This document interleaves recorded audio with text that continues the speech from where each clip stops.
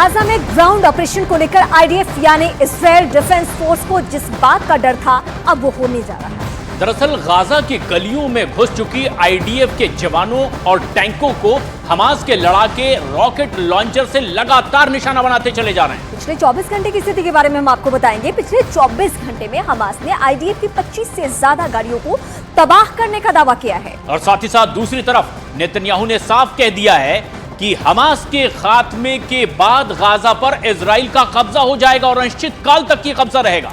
और तब इजराइल एक नया गाजा बनाएगा जिस पर उसका पूरा कंट्रोल होने जा रहा है।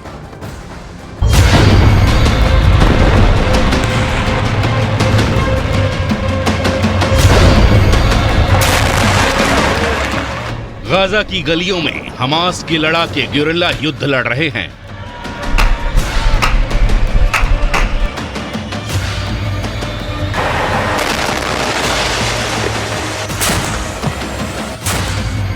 हमास के इलाके में घुसकर उसके लड़ाकों का शिकार कर रही है आईडीएफ।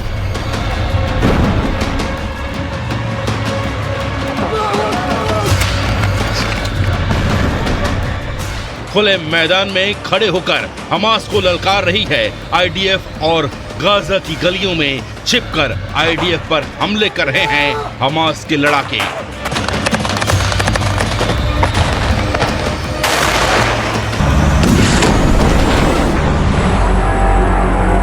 गाजा की वीरान हो चुकी गलियों में अब सिर्फ हमास बचा है जिसे खत्म करने पहुंच चुकी है इजराइल डिफेंस फोर्स। उत्तरी गाजा से घुसी सेना अब पूरे गाजा शहर को अपने कब्जे में ले चुकी है। पूरे गाजा शहर को आईडीएफ घेर चुकी है, जिसका मतलब है कि अब गाजा शहर में मौजूद हमास के लड़ाकों के भागने के सारे रास्ते बंद हो चुके हैं। अब उनके सामने आईडीएफ से लड़ने के अलावा कोई रास्ता नहीं बचा है। लेकिन हमास के कायर लड़ाकों में न इतनी हिम्मत है और न ही इतनी ताकत कि वो आईडीएफ के सामने आकर उसे युद्ध के लिए ललकार सके।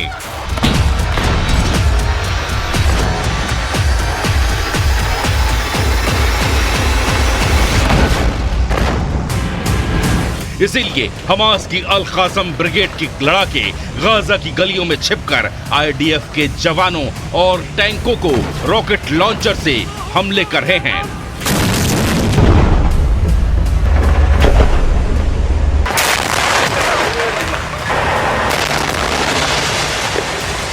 गाजा में घुसकर हमास का सफाया करना इजराइल के लिए बेहद चुनौतीपूर्ण और जोखिम भरा है।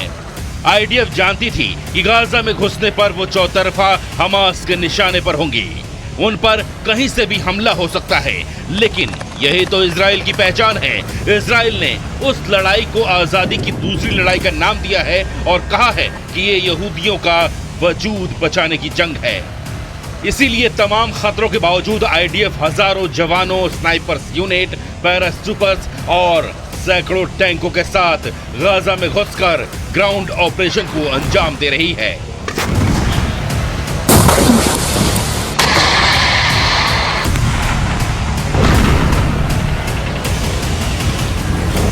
शनिवार को आईडीएफ पर हमले का ये वीडियो जारी करते हुए हमास ने दावा किया है कि उन्होंने अब तक इजराइल के 160 सैन्य वाहनों को पूरी तरह से तबाह कर दिया है।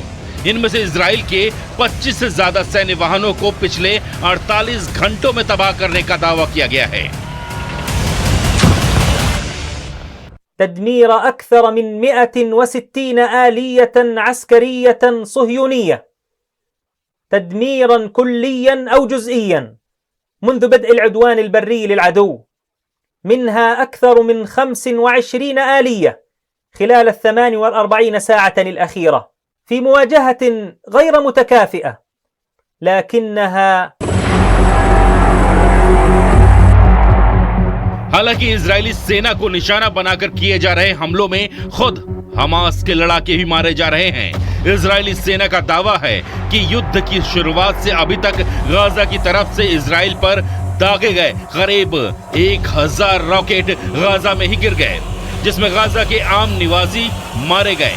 उधर इजराइल के पीएम बेंयामिन नेतन्याहू ने एक बार फिर अपना प्रण दोहराते हुए कहा कि गाजा से हमास का नामो निशान मिटा देने तक इजराइल की सेना चैन की सांस नहीं लेगी। המלחמה נגד חמאס דאעש מתקדמת במלוא עוצמתה, ויש לה מטרה אחת, לנצח. כוחות צה"ל השלימו את כיתור העיר עזה, הם פועלים בלב העיר, הם בפאתי בית החולים שיפה, הם חיסלו אלפי מחבלים, כולל מפקדים בכירים ורבי מרצחים, שהיו בין אלה שהובילו את הטבח הנורא הזה एक महीने की बमबारी में इजराइल ने गाजा को जिस पाषाण युग में पहुंचा दिया है, वहां से दोबारा सब कुछ सामान्य कर पाना अकेले गाजा वासियों के बस की बात नहीं है। इसीलिए इजराइल ने तय कर लिया है कि वो पहले गाजा की ईंट से ईंट बजाएगा और हमास का हर निशान मिटा देने के बाद नया गाजा बनाएगा। ऐसा गाजा जिसका कंट्रोल हमेशा के लिए इजराइल के हाथों में रहेगा और गाजा की धरती से फिर कभी एक भी रॉकेट इजराइल की धरती पर नहीं गिरेगा। קודם כל אני חוזר ואומר, שליטה ביטחונית כוללת, עם יכולת להיכנס מתי שרוצים, כדי לחסל מחבלים שיכולים לצוץ מחדש, של צה"ל, של מדינת ישראל. עכשיו, זה, אני יכול להגיד לך מה לא יהיה. לא יהיה חמאס. इजराइल के प्रधानमंत्री नेतन्याहू ने दावा किया है कि युद्ध शुरू होने से लेकर अब तक हमास के 2000 लड़ाकों को ढेर कर दिया गया है, जिनमें हमास के सीनियर कमांडर भी शामिल थे। और जब तक गाजा में हमास का एक भी लड़ाका या कमांडर जिंदा है, तब तक गाजा का जर्रा जर्रा यूं ही टहलता रहेगा।